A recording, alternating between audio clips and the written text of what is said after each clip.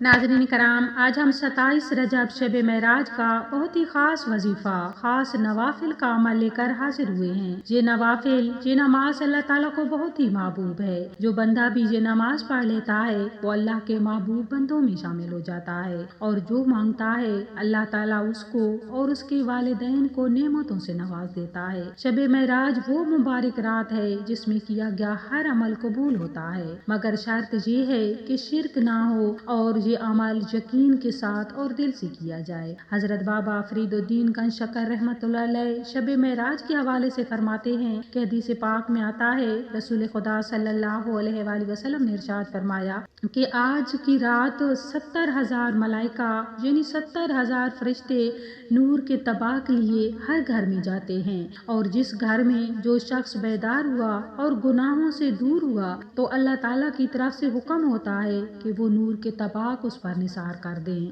یہ کہتے ہوئے بابا فرید الدین گنج شکر رحمۃ اللہ علیہ کی آنکھوں میں آنسو آ گئے اور فرمایا کہ افسوس، انسان اس نعمت سے محروم رہتے ہیں اور اللہ کے کام میں غفلت کرتے ہیں۔ ناظرین، یہ رات بڑی ہی بابرکت اور بڑی ہی فضیلتوں والی رات ہے۔ یہ وہ رات ہے جس میں اللہ تعالیٰ نے نبی کریم رؤوف الرحیم صلی اللہ علیہ وآلہ وسلم کو معراج کا شرف عطا فرمایا۔ تو ناظرین، وظیفہ کی طرف چلیں گے، مگر اس سے پہلے سفر معراج پر تھوڑی سی روشنی ڈالتے ہیں۔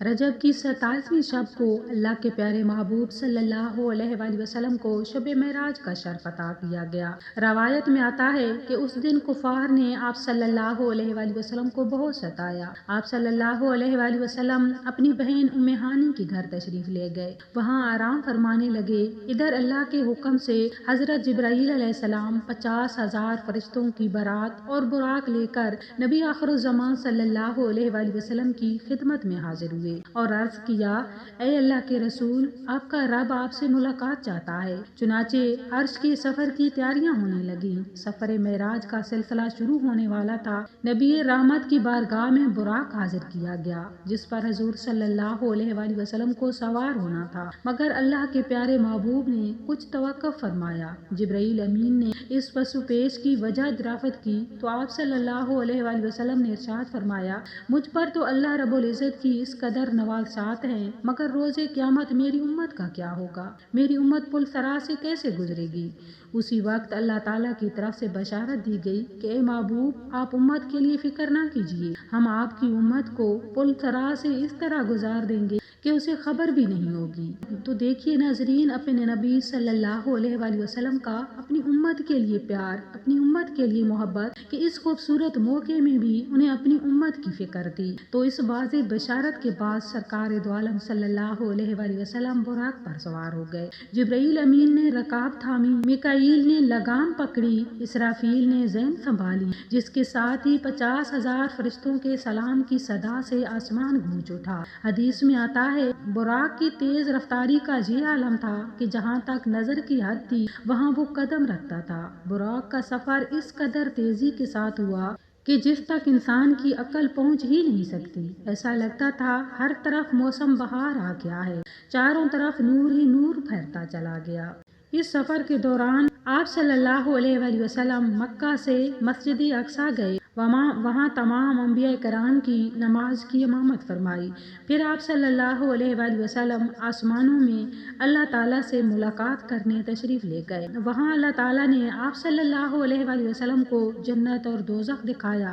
وہاں آپ صلی اللہ علیہ وآلہ وسلم کی ملاقات اور اسی سفر میں نماز بھی فرض ہوئی۔ نمازیں 50 فرض ہوئیں، لیکن اپنے پیارے نبی کا پیار دیکھیے اپنی امت کے لیے کہ اللہ کی بارگاہ میں درخواست لے کر حاضر ہو گئے اور نمازیں 5 کروا لیں، لیکن ان 5 نمازوں کا ثواب 50 کے برابر ہے۔ سبحان اللہ عز و جل۔ تو ناظرین، نماز کی پابندی کیجیے، اپنے پیارے نبی صلی اللہ علیہ وآلہ وسلم کے اس تحفے کو دل و جان سے ادا کیجیے۔ نماز وہ عبادت ہے جو برائی اور بے حیائی کو روکتی ہے، جو پریشانیوں کو ختم کرتی ہے اور رزق میں برکت لاتی ہے۔ تو ناظرین، اب چلتے ہیں وظیفے کی طرح۔ تو وظیفہ کا وقت اور طریقہ کار اچھی طرح سے نوٹ فرما لیجیے۔ حضرت ابو ہریرہ رضی اللہ تعالیٰ عنہما سے روایت ہے کہ جو شخص رجب کی 27ویں رات یعنی شب معراج کو 12 رکعت نفل اس طرح سے پڑھے سورہ فاتحہ کے بعد سورہ فاتحہ کے بعد 3 مرتبہ انا انزلنا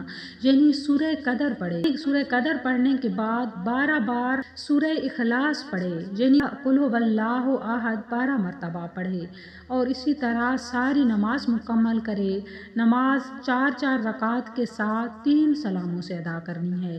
جب آپ 12 رکعت نماز نفل ادا کر لیں تو اس کے بعد 100 مرتبہ درود شریف پڑھیں، 3 مرتبہ یہ والی آیت پڑھیں، سبوح قدوس ربنا و رب الملائکۃ والروح، اور دوسرے نمبر پر جو آیت ہے رب اغفر وارحم وانت خیر الراحمین، اور اس کے بعد 100 بار درود شریف پڑھے، اور پھر اس کے بعد 100 بار یہ استغفار پڑھے، استغفر اللہ ربی من کل ذنب و خطیئۃ و اتوب الیہ، اور اس کے بعد 100 مرتبہ یہ تسبیح کرے، سبحان اللہ والحمد للہ ولا الہ الا اللہ واللہ اکبر ولا حول ولا قوۃ الا باللہ العلی العظیم۔ یہ پڑھنے کے بعد اللہ کی بارگاہ میں ہاتھ اٹھا لیں، اپنے لیے دعا کریں، اپنے والدین کے لیے دعا کریں اور تمام مسلمانوں کے لیے دعا کریں، تو اللہ تعالیٰ آپ کو، آپ کے والدین کو بے حد نعمتوں سے عطا نوازے گا، اور جو دعا مانگیں گے اللہ پاک قبول فرمائیں گے۔ اس کے بعد یہ 5 انعام بھی آپ کو حاصل ہوں گے۔ یہ عمل کرنے والا مخلوق کا عمر بھر محتاج نہ ہوگا۔ نمبر 2، اس کا خاتمہ ایمان پر ہوگا۔ نمبر 3، اس کی قبر کشادہ کر دی جائے گی اور جنت کی ہوائیں سے پہنچتی رہیں گی، اور اللہ تعالیٰ کے دیدار سے مشرف ہوگا، سبحان اللہ عز و جل۔ تو ناظرین، یہ بہت ہی بابرکت عمل ہے، بہت ہی بابرکت نوافل ہیں، اور یہ رات بھی بڑی عظیم ہے، تو اس رات میں یہ عمل کیجئے، اللہ کے حضور اپنی پریشانیاں پیش کیجئے، آپ کی جو مرادیں ہیں وہ مانگ لیجئے، رزق کی تنگی ہے اس کے لیے دعا کریں، رشتوں کا مسئلہ ہے اس کے لیے دعا کریں، روزگار نہیں مل رہا، کوئی بھی پریشانی ہے، آپ اللہ کے حضور دعا کریں، انشاءاللہ تعالی اس رات میں مانگی گئی ہر دعا قبول ہوتی ہے۔ تو آخر میں آئیے مل کر دعا کر لیتے ہیں کہ اللہ پاک ہمیں یہ بابرکت رات نصیب کرے، اس میں عمل کرنے کی توفیق عطا فرمائے، ہم سب کی دعاؤں کو اپنی بارگاہ عالیہ میں قبول فرمائے، آمین، وآخر دعوانا الحمدللہ رب العالمین۔